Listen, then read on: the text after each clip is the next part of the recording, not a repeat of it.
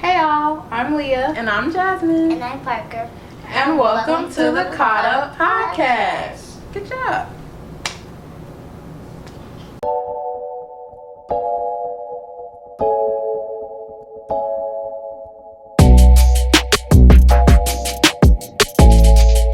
Today we're going to talk about relationships, situationships, all that different kind of like BS, things like that. And I guess to like start the conversation, we'll talk about reality versus what you were expecting in high school. So reality, what dating was really like versus your dreams from high school. Yeah.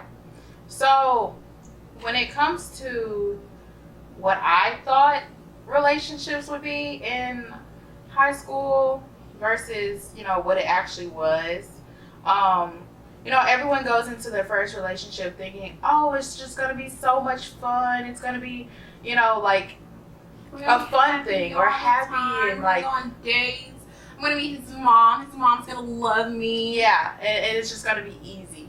But then eventually you realize like there's a responsibility that comes with the relationship. There's going to be issues. It's not always going to be perfect. And do you really love this person? Do you really want to be with this person enough and deal with whatever issues that they have personally, as well as like any baggage they may have, like family trauma, family issues?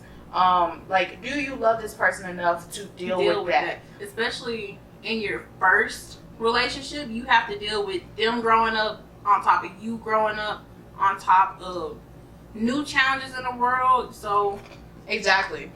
And that's another thing, growing with a person. Growing with a person is like a big deal. Like, if you're not growing with who you're with, then you're growing apart automatically. And so you have to constantly make a conscious effort to grow with who you're with. Otherwise, eventually, it's going to fall apart.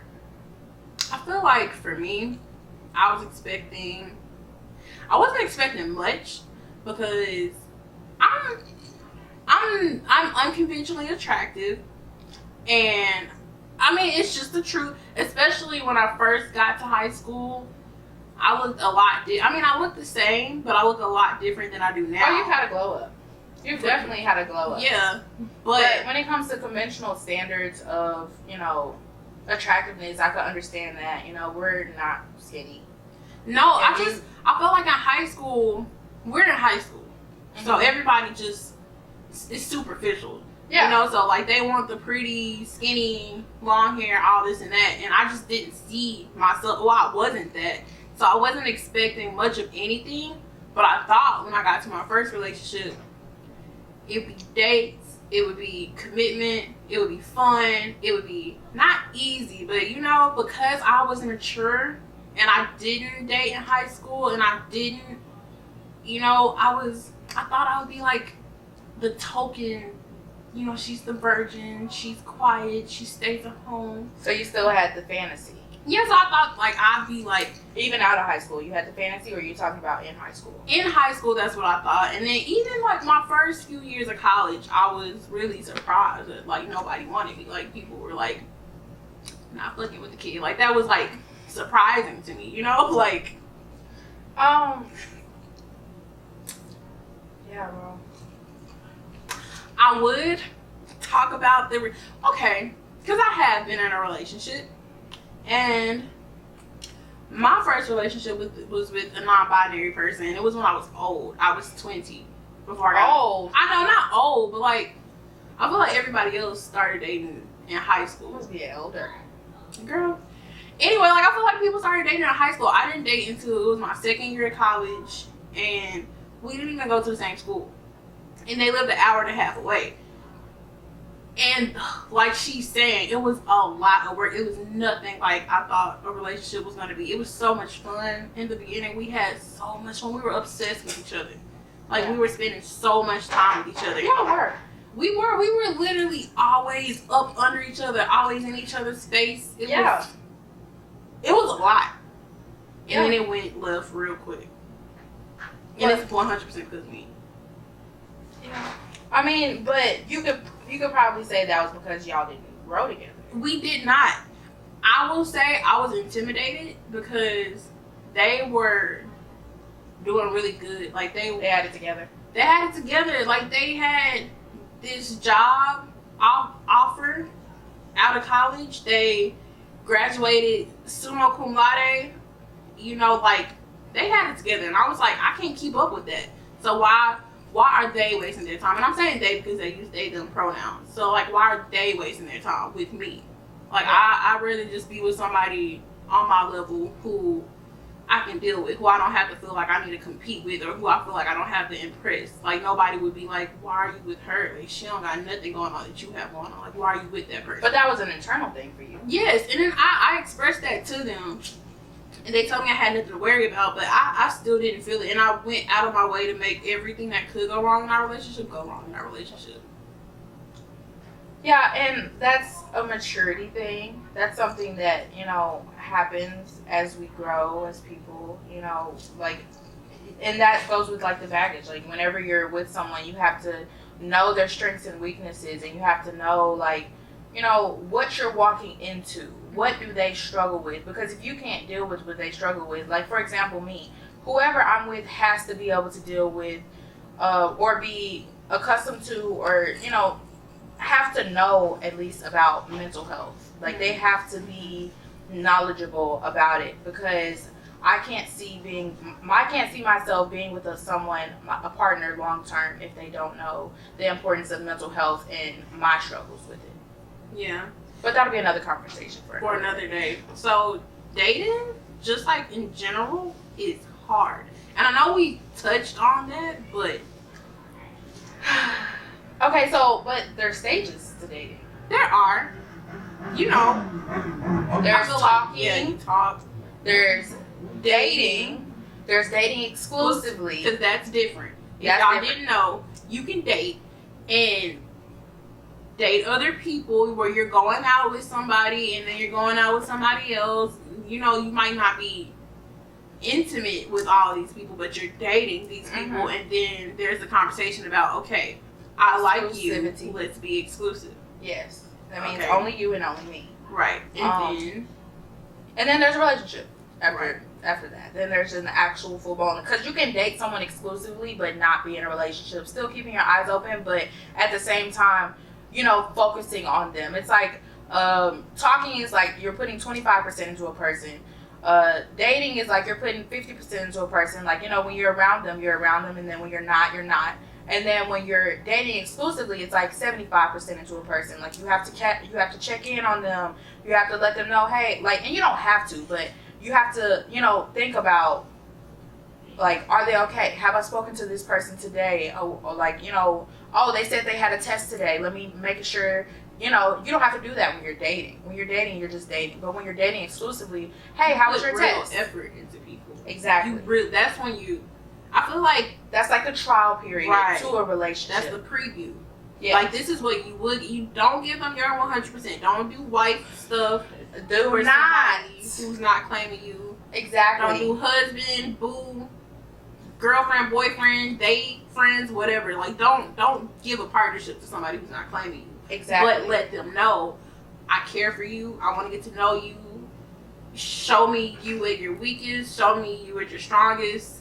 Let me see if I can handle that, and then you move into dating. But even with dating, like you said, you don't want to give someone everything you have, because you have to remember, like, there's then proposals, engagement, and then there's marriage on top of that. So it's not just something where you just give them your all. And so personally, I have a rule of not giving a man the free milk all the time. Like, I'm not finna make you food every time I see you. I'm not finna, you know, do everything you want me to do consistently. I'm going to still do me, because at the end of the day, if I'm doing everything you want me to do and I'm perfect for you and we're not together, or we're just dating, or we're not married, or whatever the case may be, whatever your goals are, you see no reason for you. There's no reason for them to want to move to the next step. Right. You giving them the milk for free, why would they want to buy the cow? I feel that. I have it real bad cooking for people, but that's just because, like, I like to cook. And that's just me. Like, I like cooking. And I get that. But, like, no. And, like, because of these things, I don't, like, people walk up to you. like, we've been out and somebody's walked up to you and asked you for your number and do things like that. People don't do that for me. So a lot of my experience has been somebody follows me on Instagram or Twitter. When I was in college, I would use Tinder and stuff. Like, that's where I'm meeting people. So I don't ever get the, like, you get to meet somebody and there's a spark. Y'all might have been friends and there's a spark. It's been for a long time. It has been strictly online dating. I was on a couple of online dating websites, but I don't really make friends with people often. Like, I don't think people ever really want to be my friend. I think a lot of people just, you know, like to jump into things, and personally I want to be people's friends before, like, we even start talking. Like, I want to know who you are first. But Them online dating the online dating sites, like, I have trouble texting back. Even if I'm talking to somebody or I'm dating somebody or whatever the case may be. Like, even I was in a very, very long-term relationship and I have a problem texting back. I just don't like texting. I would much rather talk on the phone, call, something like that. So online dating for me just would never work, because that's a weak point in my communication is texting. I feel like for me, with online dating, the people on, like, Tinder and stuff just want to have sex. Oh yeah. And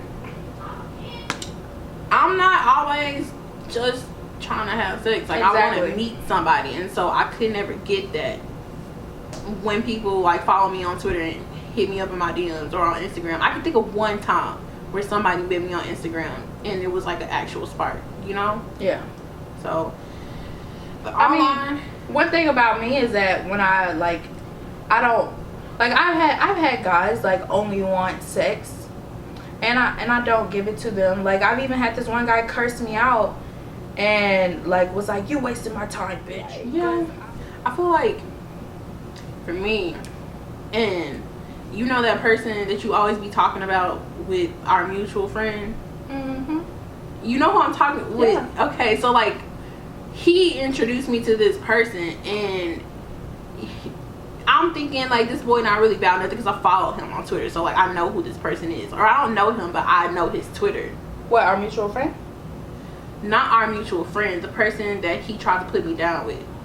That was a part of a fraternity. Oh, yeah. Yeah, so, like, he was texting me trying to tell me to come see him, or he come see me and all this and that. And I'd be like, how about we chill? How about we slow down? I was like, okay, cool. Like, I'm not trying to do this and that. Why you think I'm that kind of guy? I would never, blah, blah, blah. Like, I really want to get to know you. So he kept pressuring me to, like, come see him. And then I was like, I'm abstinent. I don't have sex. Blah, blah, blah. And it's the same thing he said. Bro, like you fat. Like, come on, bro. Like, come on now. Like, why you tripping? Like, who really trying to do this with you? Like, come on, bro. What? Like, what are you talking about? Like, me being fat and me not wanting to fuck just you. Just because I'm fat don't mean I'm desperate. Right. And that's a lot of the problem when I meet men. Like, they feel like I need to just, like, she ain't got take it or leave it on, so she gotta, like, and no. No. And that's been a lot of my experience with men. Like, they, like I said, I feel like I'm a fetish, like a fat girl fetish. Like, niggas, like, see me and be like, trying to fuck on that, and that's it, and leave that alone and walk away, like, and have nothing else to do with me. Like, and personally, that's why I'm mean. Like, I'm mean to men, because you're not gonna want to deal with a mean fat girl.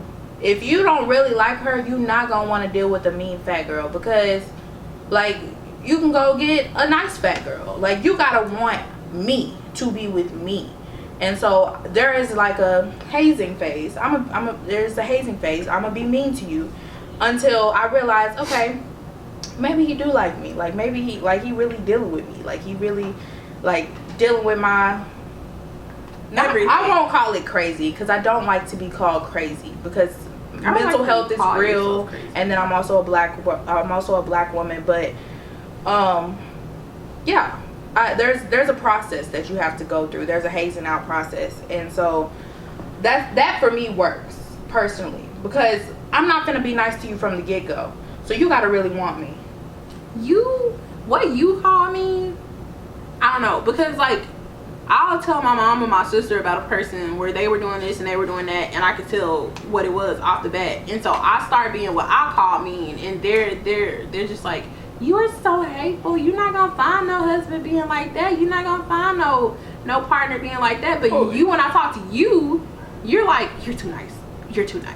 Oh yeah, but you gotta understand that's a different generation. Like, they're supposed to be like, their generation was submissive, and like they're supposed to be like the ideal woman. Like, I'm not finna be no ideal woman for you. You need to be the ideal woman. You need to be the ideal woman or man for me. Yeah. Like, that's not finna be like what this is. Like, we gotta fit each other. So I'm not finna be nice to you. You gotta go through a hazing process just like I expect to go through a hazing process just as much, because I don't want things to be easy. Like, anything easy, it ain't worth having, personally. Yeah, I feel that. I mean, I don't give people a lot of chances. I feel like when somebody shows me who they are, I'm done. Okay, in the beginning, because I do have a heart. I know it don't seem like it. I do have a heart. In the beginning, I don't give any chances at all. Like, you mess up, you will get blocked. Like, and that block button is my best friend. I will block anyone. Anybody can get it. But if, let's say, we've been talking for 3 months, 6 months, no, not 3 months. If we've been talking for 6 months, or, you know, like somewhere along those lines, I might block you at one point, but I might unblock you. And if you call me back, then it'll be like, oh, okay, he must really like me. That's something I struggle with personally when it comes to relationships, because I don't know, like, I see who they were at the beginning, and I'm hoping that they return back to that. And not even return back to that, I hope they do better. Right. But I've also learned that lesson of, like, not investing in a man, not trying to grow a man, not trying to be Build-A-Bear for a man. I do not support building a man. And so that's something that I've had to work on personally, and I feel like I've gotten better. But when it comes to second chances, that's where I struggle with at this point in time. Because I just said I don't believe in building a man, and that's true, but I see potential in people, and there have been, I can think of 2 people where it was like they weren't exactly what I wanted, but I knew they could do great things, and it was like, I want to help them. And like, they knew that they could do these things, they had these goals, they had a plan, they had intentions, and it was like, you're not where I want you to be right now, but because I know that you are going to get there at some point, I'm willing to stay. I'll play my part. If you need a little bit of help, I'll help you with that, because like, I see the potential in you. I think you can do it. But these bums, these dudes who don't have any ambition, who don't have any drive, who don't want to get up and go to work, who don't want to do anything with themselves, girl, I don't care how cute he is, I don't care how good it is, it ain't worth it. And it's for the women too. I don't care what your partner, your girlfriend, your boyfriend, your significant other, I don't care. If they don't have any drive, any ambition, if they don't want to invest in themselves, you don't want to grow, like, you comfortable in where you at, like the complacent people. Like, complacency is something that I can't fathom. I don't. What they do say? Like, never knew that, never felt that. Never felt that, never been through that, ugly, never experienced that emotion, truly, never, don't know what that is, only know millions have it. Potential, I don't think you mean potential, I think you mean a man with ambition. Okay, well, you have to have a man with ambition. You don't look for potential, do you? Because potential means... You're right, ambition. It's been...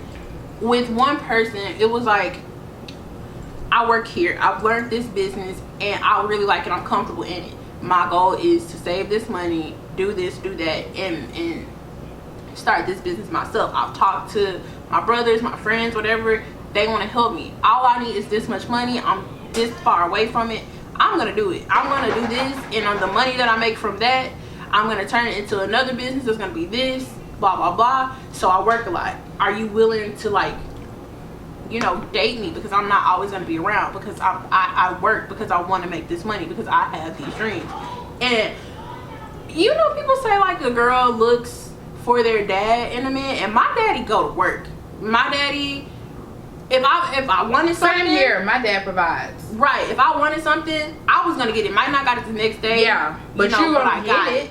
You gonna always be taken care of, no matter what. You ain't gonna never worry about where the next meal coming from. That thought don't never cross your mind. Life's never been like off. You are taken care of. Right. And so why would I want to go down when it comes to that? I'm gonna want to go up. Like, okay, now everything I need is always taken care of. So best believe anything I want needs to be taken care of as well. Right. So when he was like, you know, like, I work a lot, I said, okay, boy, what?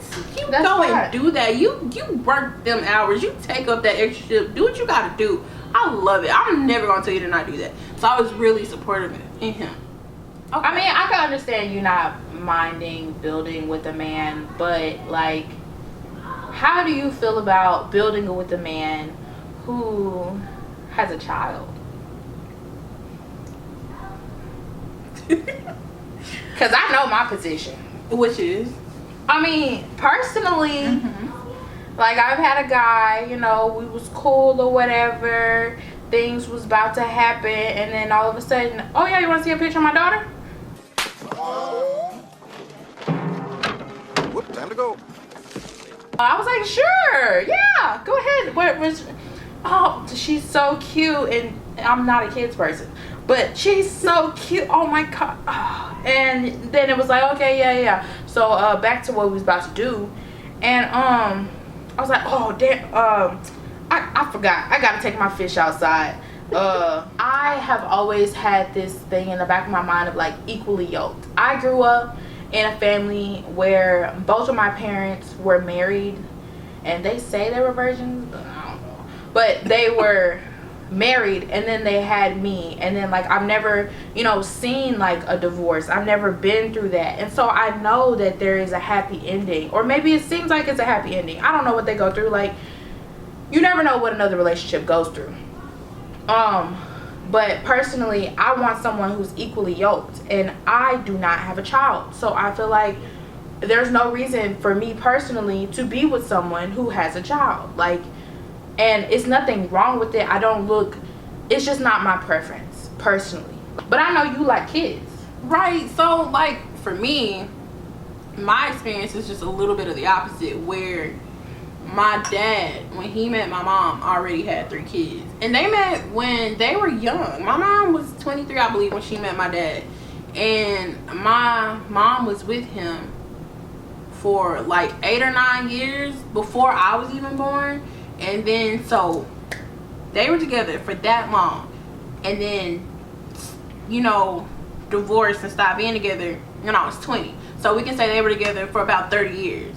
And she, in my head, the way I've always thought about it when it comes to like dating people with kids, I think about my mom. She spent 30 years of her life being a mom. You know what I mean? Like Before she even had her first child. But she was 23. So from 23 to 50 something, she was a mom. You know? Yeah, but knowing your dad and how hardworking he is, like, that would have been that. Like, that's okay. You know? Yeah, and I get that. Okay.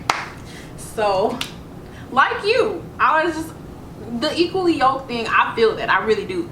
But I was just like, I don't want that. I don't want to spend my whole life being a mom. As much as I love kids, I don't want to spend my whole life, all of my 20s and my 30s and everything being a mom. But I like kids. And before, I always said if I met somebody who had kids, it'd just be like an automatic no. Like, especially if I like them, just like let them down gently. We can be friends, you know. Yeah, we can be cool, friends. we We can be cool.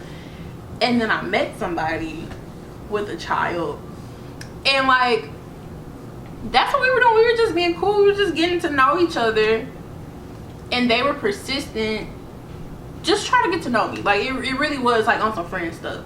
And we were hanging out, and we kept hanging out, and we kept hanging out, and I was like, do I like him? But he has a child. Like, do I really like him? You did go through that. For the longest time. And then I never told him how I felt about him. I never said how I felt about kids. And I just let it like happen organically, and like I won't say like we dated or did anything like that, but like I met his child, and I don't know, like I really did like really liked him, and it just like his baby was not a problem for me. Yeah. Like his baby. For me, no. For you, maybe. It's Circumstantial. Yeah. Yeah, but Long-term relationship wise, like, you know, it would be cool, but like long-term relationships in general for me, I could say they definitely loved me just as much as I loved them, but at the end of the day, we weren't on the same terms when it came to like how we wanted to love each other. I'll say that. Okay. Like the way that he loved me was not the way that I wanted to be loved, and I don't know if vice versa, that's the way that he, like the way I loved him was the way that he wanted to be loved. But it just turned into a situation where it just wasn't healthy, and like you have to be on the same page, and no matter how hard you want it to work, one person cannot keep a relationship together. And so that for me is my long-term relationship history. And knowing that and going through everything that I went through, I can say that I am hesitant now when it comes to being in a relationship, and I don't know if I want to be in a relationship at this point in time, because of I know now how much work it is, how it's a big responsibility, and like it's a commitment, and I don't think I have the capacity right now, knowing that I have a lot of ambition within me right now. Like I have a lot of drive for where I want to be and what I want to do career wise, and like so many other things. So I don't think I have the capacity to be in a very serious, very committed relationship. I'm also like in my early 20s, like I don't want to wake up one day and I'm in a relationship, because that's what happened. Like I woke up one day years down the line in that relationship, and I realized I wasn't who I used to be. I lost my spunk, I lost my spaz, I lost who I was. You felt like that?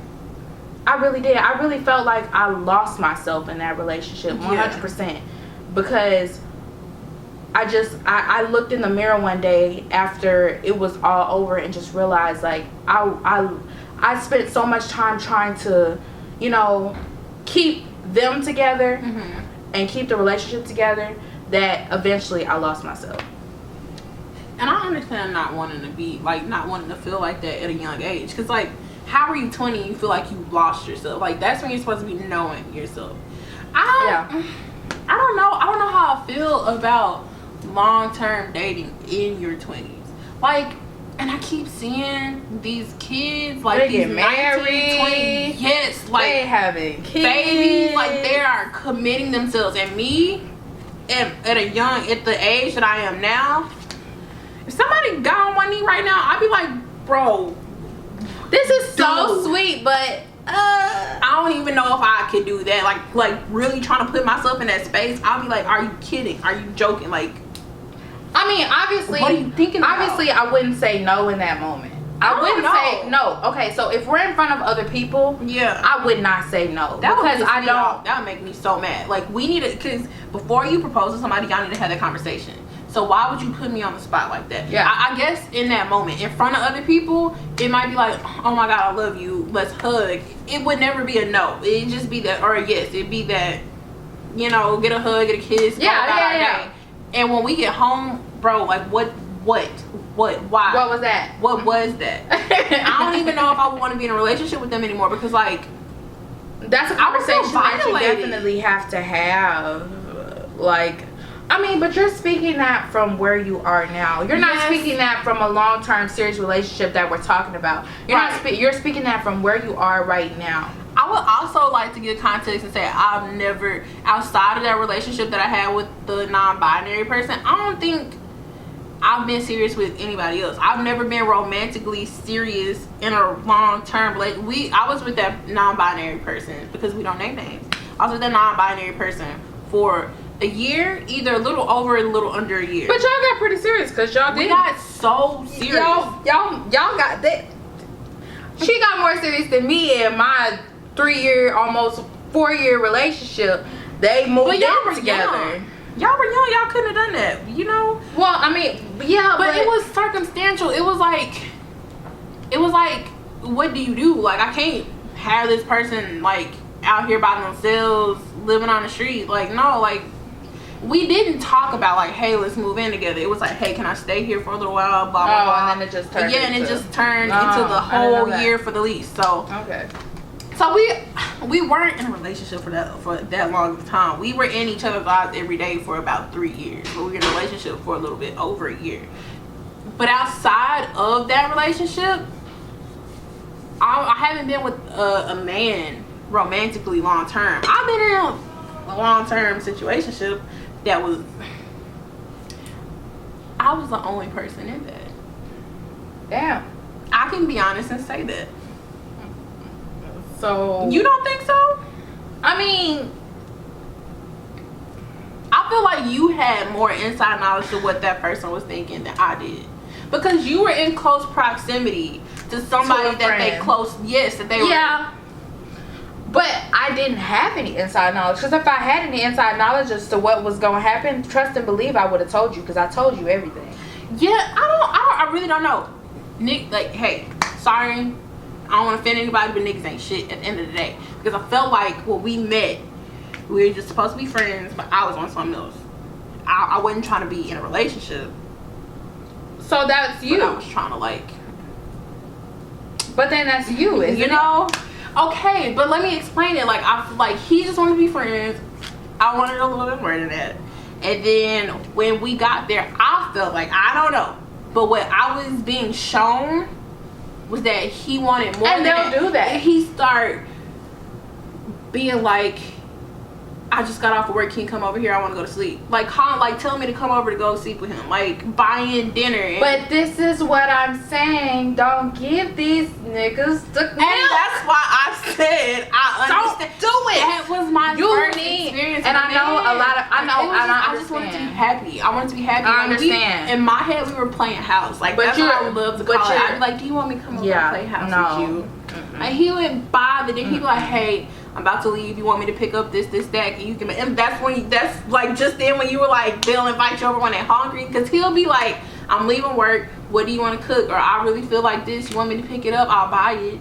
And he buys it. I come over. I cook. We sit and we talk. And we really, it just. You're not a toy. Genuine. Yeah, but if you can't have a conversation, you going over to this man's house every day. You eating with him. You whatever y'all doing. And you can't have a conversation with him about what y'all are specifically and where y'all going specifically. I was talking to him and the person I was in a relationship with. Before me and that person were in a relationship, I was talking to him and talking to them. And I really liked spending time with him. And I liked it just a little bit more than I liked spending time with them. And so it got to a point where they made it clear they wanted to be in a relationship. So I had to say, like, hey, this person wants a relationship. I know I told you I didn't want to be in a relationship with you, but I like you. Do you want to be in a relationship? Because I love this person. I will give my all to them if you aren't going to give your all to me. Are you ready to do that? And they said no. So I went and got in that relationship. Me and that person broke up. I didn't want to be with anybody else. I didn't want anything serious. So I was like, okay, I know who don't want anything serious. So I went back to them. But y'all, this is what I mean when I say y'all weren't on the same page. No, it's never going to work if y'all are not on the same page. I know that. And so that's why you feel like you got played, basically, because he knew y'all weren't on the same page and he was okay with that. And you were okay with that. And you were okay with settling for less than what you really wanted. Because you knew you really liked this guy. If you didn't really like him, you wouldn't have went over to him and said, hey, look, I'm about to get into a relationship. I know. You want to get into a relationship before I get into this relationship? I know. But with me, with that person, we got to a point where we were comfortable having conversations like, what are we doing? I don't really know. Do you want a relationship? What it would be. Do you want a relationship? I got too many jobs. I can't do it. Okay, cool. Then it's the other way around. Do you want a relationship? I got too much going on. My work hours look like this. I don't think I can work it. Okay, cool. Okay, and then we both got to a point where it was like, I don't want a relationship. And what ended it? Because I think had that not happened, I'd probably still be playing this dumbass game with this boy. he made me a promise and then did that with somebody else, and I was like, fuck you. Like, you just really disrespected me. You had never disrespected me up until that point, and now I feel disrespected, so I have to go. Because it had always been a communication. We were never exclusive, so it was like, if I was dating somebody else, hey, I'm dating somebody else, I'm expecting you to do the same. He didn't do the same. I just opened Snapchat and you traveling with somebody. Oh, okay, cool. So y'all wasn't on the same page? No, well, I guess not. Like, we both said we didn't want to be in a relationship with each other. So he was just a liar. Niggas just lie. Niggas ain't shit. Didn't I say that? Didn't I start this with that? So I wouldn't even, I say I got played. Sure, I wouldn't say I got played, but I guess. I mean, everybody gets played. She's patronizing me because we conversed about this, and she literally said, I ain't never got played. I can get advice on how not to get played. I mean, I've been cheated on. I've been cheated on. Everybody's been played. I've been cheated on. Like, you know, everybody gets played. Somehow, if you call getting played gets cheated on, then that's what it is. But I can't say that I was talking to someone and I got played. I can't say that personally. Because I don't take men serious. Like I said, there is a hazing phase, and you have to pass this phase in order to get anywhere with me. And so, like, if you really going out your way to play me after this hazing phase, like, you're losing. Honestly, you're losing before you even started playing the game. And so I can't say I got played, but I can say I have been cheated on, and it's not cool to be cheated on at all. Like, it's not what's up. Like, you feel violated, you feel betrayed. At the end of the day, I realized that, you know, they weren't worth it at all. And so I could say I got played in that capacity, but I won't say I got played when it comes to talking to somebody. Well, my dumb ass got played at all, because for me, because I know you said when you were broken up with, you wanted to make it work. So for me, it was like, I need to put in more effort, because, like, I know that I'm being loved, and I'm being loved the way I want to be loved, and it's real and it's genuine. So why do I have this feeling? That was how I felt going into that. And I spoke to them about those feelings, and we tried to make it work. We put our best foot forward, and things were going good in their eyes, but for me, I feel like it just wasn't the same. I felt like I was getting further and further in a hole where it was like, you know, you don't want to be here anymore, and at this point you're just dragging it out. It's going to be worse over time, so you need to say something. Yeah, it just wasn't the same. It wasn't. And when it happened, instead of outright breaking up, I was like, maybe we just need a break. And then we took a break, and then I thought I liked somebody else, and then I was like, yeah, we can't do this anymore. And I should not have done that, because it was like, because to them it was like, twice as worse. Yeah, it was worse. It was like, you told me that you already are taking this break from me, which I don't want, and instead of you actually working on it, you went and found somebody else.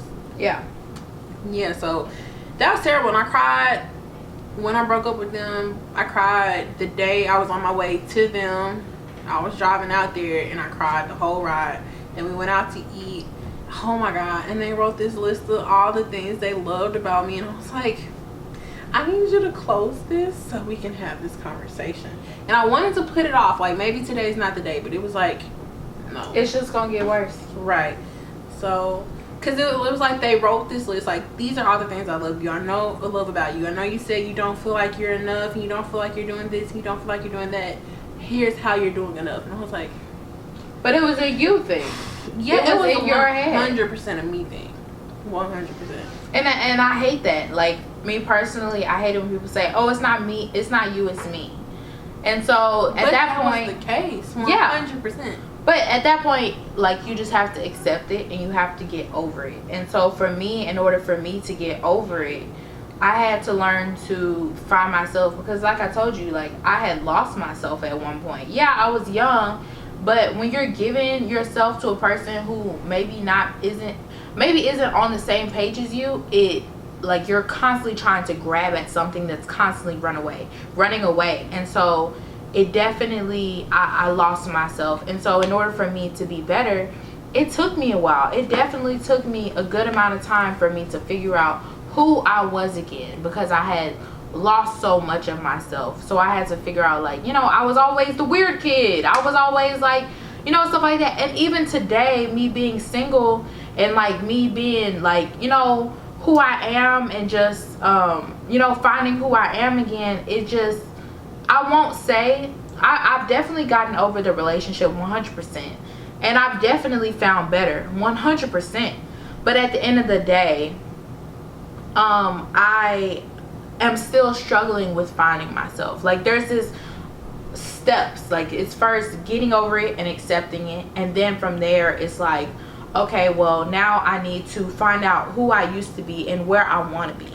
And then from there it's like, okay, well, let me find out, you know, what makes me happy again. Because, and then there's this like change of like schedules. Like, for example, every day at such and such time you'd call them, and so now it's 5 o'clock and you're thinking, oh damn, like, I used to call them at this time. You have to fill up these time slots in your life of, like, you know, what your routine used to be, and you have to, you know, find out, okay, so at 5 o'clock I used to call them and that used to make me happy. So what makes me happy outside of that? And so then you have to find out, like, okay, well, what made me happy was, I don't know, watching YouTube videos about makeup, or watching YouTube videos about piercings, or watching YouTube videos about, you know, whatever the case may be. You have to find that again. And so for me, in order for me to get over things, I have to find myself again. Like, I had to step back after years and years of a relationship. I had to say, okay, so who was I when I got with them? I was this person 4 years ago. Okay, so I used to like reading. I used to like you know, weird stuff. I got my, you know, first piercings. Let me go get some new piercings. So I go and get some new piercings to kind of like feel like, okay, I'm learning myself again. And so, you know, you never want to get lost in a relationship, and that's one thing that I feel like everyone has to learn. Like, I can't be with someone who hasn't been through a major heartbreak before, because, you know, you've done that now. I've done it, so and I've been through it. Somebody who's gonna protect your heart and their heart, because they don't want to go through they know it, put anybody else through that. Exactly. I feel that. And they're on the same page, and that's that equally yoked thing, which is why I can't be with someone with a kid, is because I want to be equally yoked. I have never been through that. I don't understand that. I could never give someone what they need, because I've never been through that personally, so I can't do that. And so that's my situation when it comes to that. I know I said I've never been broken up with, but there was an instance where I really liked somebody, and that person I was talking about with jobs, and we had this whole plan, our life figured out together. And with him, it was, when we met, I didn't want anything. That's the person I was saying that I met when I was gonna break up with the other person in that in between time. So I didn't really want anything, and he approached me, and I told him, like, I don't really want all that, like, I really don't.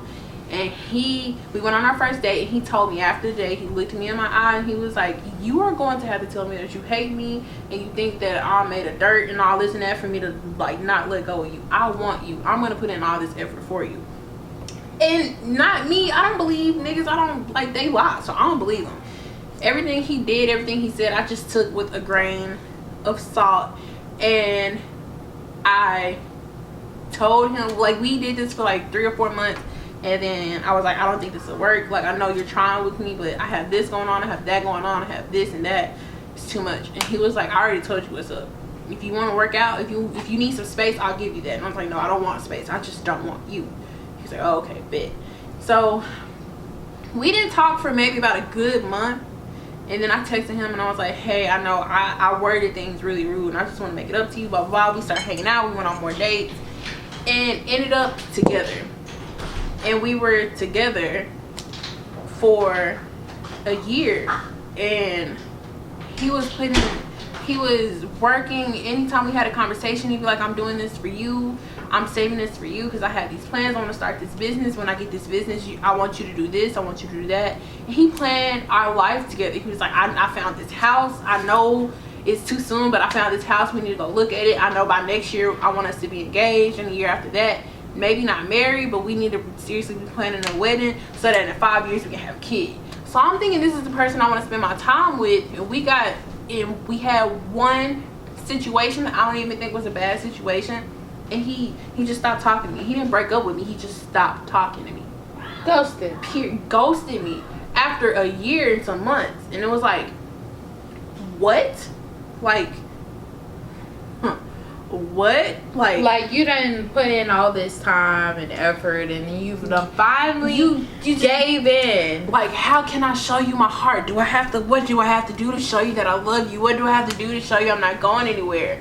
And as soon as I put my everything, as soon as I give that back to you, and then there's this part of you that's like, oh well, it's all my fault because I waited too long. But at the same time, and that's I feel like I felt. And that's what when I talked to my mom about it, she was like, well, I understand because he did do this and he did do that. He bought me 2 tires for my car. He would take my car to get clean. He would take my car to get an oil change. Like, he put all this stuff into me. And I get that, but at the end of the day, I feel like if a man is for you, he's gonna be for you. He's going to go through that hazing process, and maybe that was your hazing process personally, but he's gonna go through those things, and he's gonna supposed to still be there. So that really blew my mind. Like, what?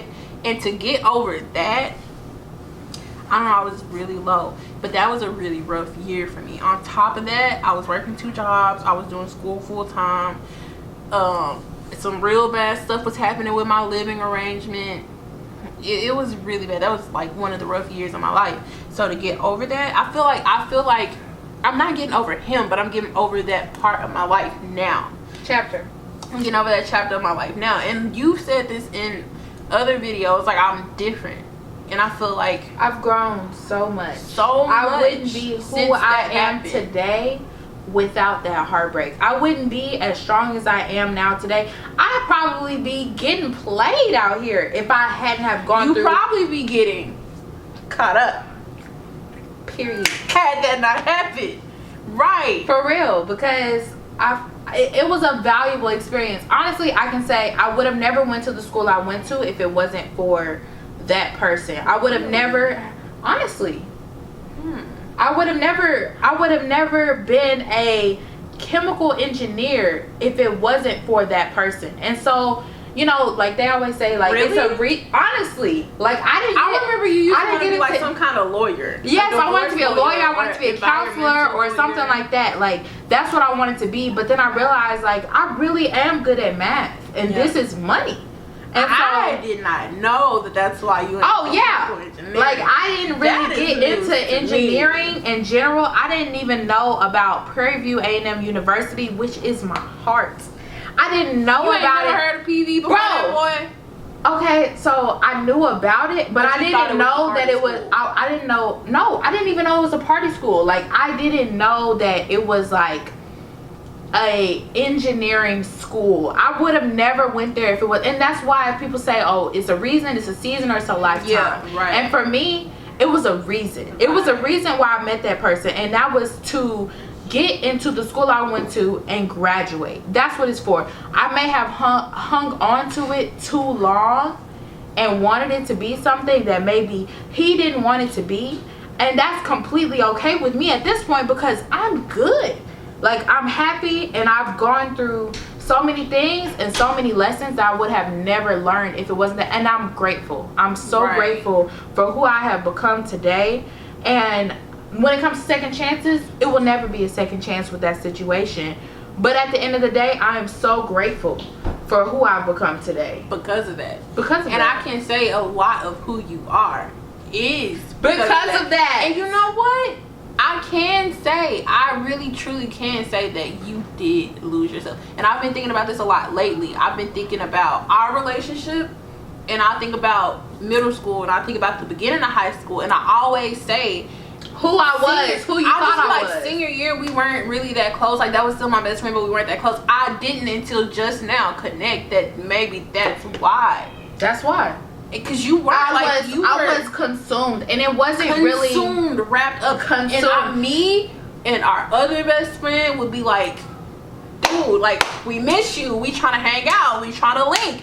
and then you be like, this happened, do you want us to do this, do you want us to do that? No, I love him, don't do that. No, he didn't mean it, don't do that. And we but it wasn't my fault, because just like you say how that other guy was like, oh well, and you know they're showing you this and they're showing you that. No, and then I get that. eventually you get I knew him and I liked him.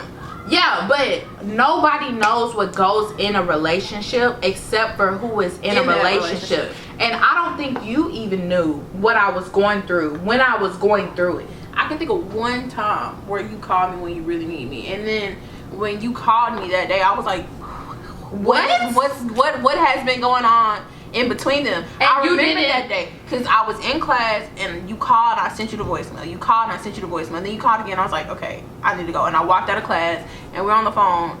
And I just went back and got my backpack and I left. And I didn't go back. And I just listened to you. So I remember that. And that for me was a wake up call. And I looked at you and y'all's relationship and him.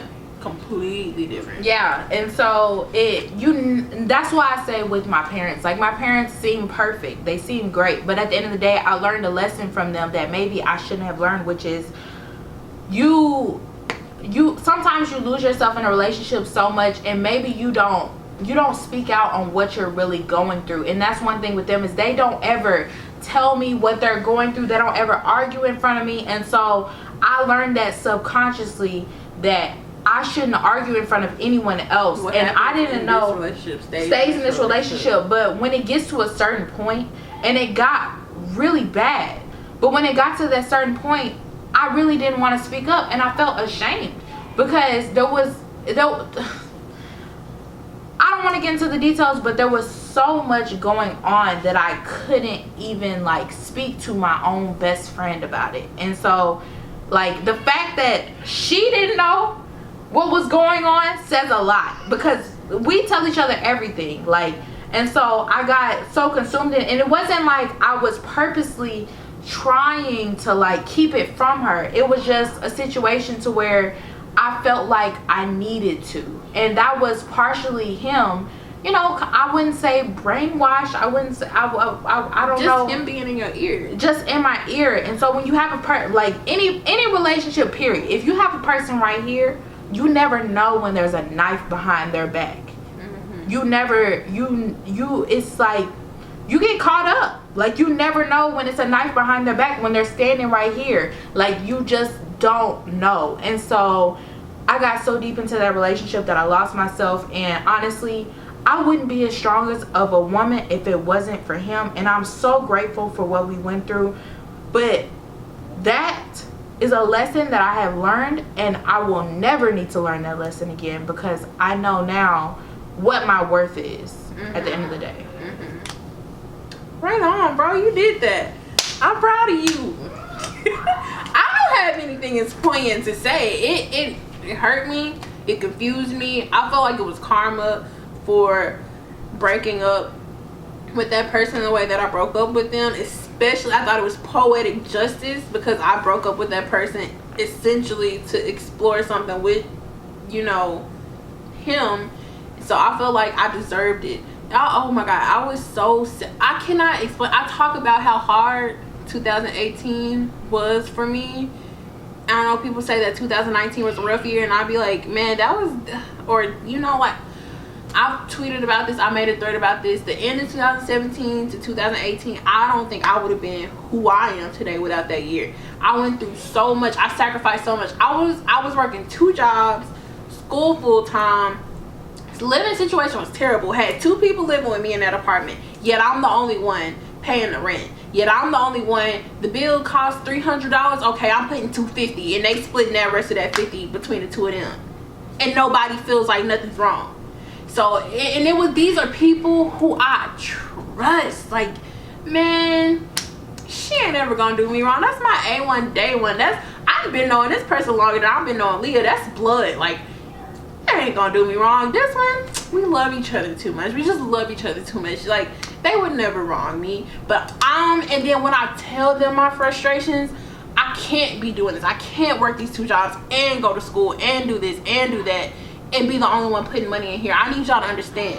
Or it'd be like, okay, well, we need to break this lease. Well, if I do that, I'm gonna be homeless, and if I do that, then I gotta go back to this. So you gotta make something work. It's all on you. You gotta figure it out. Cause if you can't do that, then you must not love me. And they co-sign each other on that. Well, and I'll say, one of them never said nothing like that. And you know who I'm talking about, who never said anything like that. It'd just be, bro, you know my situation. If I go back to where you do what you gotta do, if but you at can help me. And it just hurt me on top. But you have a guilty conscience. You have a very guilty conscience in general. I really do. You have a guilty conscience in general, and so that's what this is about. Like relationships and stuff like that. You have to know whether or not this is for you. At the end of the day, is this relationship for you? Will this serve you in your benefit? Because if not, then like that's it. Like no matter how guilty you feel, at the end of the day, is this serving you? I remember one day I was going to work, and like you were saying, like you have to find a new schedule.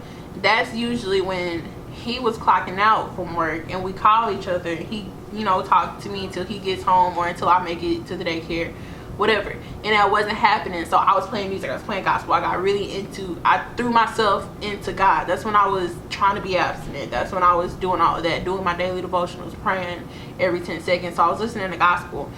And Encourage Yourself has always been one of my favorite gospel songs.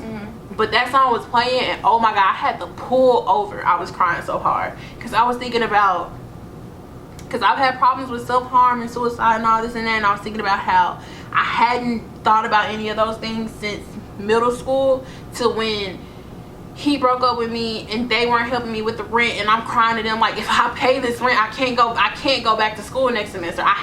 If y'all don't help me, I can't go back to school. If y'all don't help me, I can't do this. And I'm buying all the groceries. I can't keep doing this. And they guilting me, and it was making me consider these things again. And just that message, sometimes you have to encourage yourself. Sometimes you have to be your own testimony. Yourself. Yes, that message got to me so bad, and I pulled over. I was late to work because I could not stop crying. I could not pull myself together. And it wasn't even like I was sad. It was just like, I know a year from now, I'm going to be good. I don't know. I just felt it in my heart that I was going to be great. And while other people might have said like that was the year that broke them, they don't ever want to return to that, I'm so grateful for that year. It broke you, but it built you up, because it's like you never knew that you had the strength that you had. Yes. And that's like what it is for me as well. Like I was completely broken. The lowest of the lows. All them years I thought I couldn't live. I didn't have any friends, and I wasn't worth it. Life isn't worth living. Didn't have nothing to do in that year where I was like, I'm at my brink. I'm exhausted. I'm working 7 days a week. Exactly. 60 hours a week working, plus doing school, plus buying all the groceries, plus paying all the bills, plus paying the rent, plus taking care of this cat, plus working on you and your emotional, plus dealing with you and your girlfriend. I ain't never been that stressed in my life. But God, that taught me how to put myself first. And you'll never do that again. I'll never do that again. Ever. And that's the lesson that, we both learned. Right. Like, and I think you were going through what you were going through a year after what I had already went through, but I hadn't accepted what I already went through, and I didn't want to speak on it. Like, I think this is the first time that I'm really speaking on it, and I'm not speaking on it in depth. Yeah. Because there's a lot of layers that goes to it, and we'll talk about that one day. But I do know that just like you, like we've both grown unimaginably, and we've both gone through things that we could never imagine, and we're both like, we've learned things that are invaluable to our like existence, to our life. Like, we wouldn't be who we are today if it wasn't for these things. Right. I'm very proud of us. If I've never told you before, I don't know if I have. I feel like the first time I really told you that I was proud of you was with that Zoom for your graduation. So right now on camera, y'all, if I've never expressed that to you, I really am proud of you. I really am, because you have grown, and I've seen you grow. And I don't know, I'm proud of you. When I think about Leah, who I am This today, person? baby. I feel like, tell me if a nigga try me the way I was tried before, best believe it would not happen. And I'm telling you, I've gone through so many things, and I have so much advice, and I have so much to give at this point. And so I'm also proud of you. I'm proud of you for going through what you went through. Like, you've gone through something that I haven't gone through. Maybe I've gone through things like when it comes to like abuse. Maybe I've gone through those things that you haven't gone through, but you have gone through things when it comes to like finances and like situations like that I have never gone through. I felt like I wasn't gonna get my degree. I felt like I really don't know. I could not breathe. But we both lost ourselves. Right. And we both found ourselves. And we both know the value when it comes to finding ourselves, and we'll never let that happen again. And that's really what this platform is about. It's about sharing what we've gone through and how to avoid that. Because it's one thing to learn from your own mistakes, but it's a totally other thing to learn from other people's mistakes. And it's always important to learn from other people's mistakes rather than your own. Right. Because it's way less painful. So, if you needed a summation of what Caught Up was about, I think the last 10, 15, 20, however minutes we've been talking is it. We are here today, so that you don't have to go through this. And if you are going through it, you're not alone. You're not alone. Like, I've gone through so many things. She's gone through so many things. You are not alone. Like, you never know what another person is going through until you hear their testimony. And this is just a piece of our testimony. I was just gonna say, this isn't the whole thing. Right. And so one day you'll know our whole story. We'll tell all the tea. But for today, we feel like this is a good part to end. Right. And we really appreciate you guys for listening in. Yes. We really appreciate you guys for supporting us. And I am so happy that I finally got the chance. We both got the chance to spread our truth and what we've really gone through. And so I just want to thank you guys for supporting us. Yes. If you guys have any questions, you guys need any support, you can email us at any time at caughtupthepodcast@gmail.com. We'll see y'all then. We hope y'all enjoyed this. Thank you. Bye.